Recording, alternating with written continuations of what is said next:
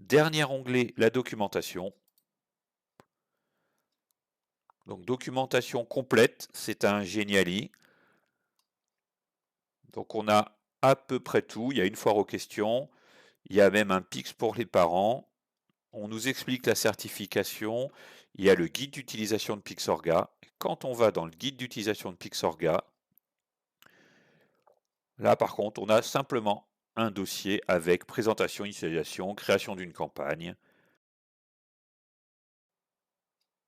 On voit qu'il y a l'onglet gestion des comptes élèves aussi.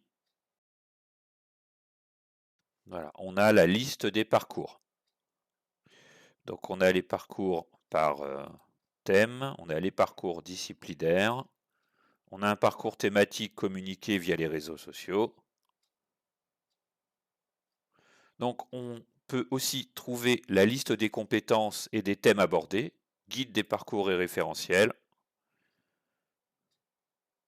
liste des thèmes et des sujets abordés, et là, on voit Pix communication et collaboration, il y a un certain nombre de compétences, partager et publier, collaborer, s'insérer dans le monde numérique, etc.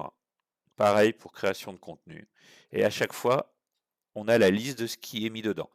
Donc développer des documents textuels, par exemple dans un diaporama, mode d'affichage d'un diaporama, outils de création de diaporama, l'édition textuelle, rechercher et remplacer du texte, stabilité de la mise en page d'un texte, c'est-à-dire avec des sauts de page, des tabulations. Donc, et la foire aux questions pour terminer.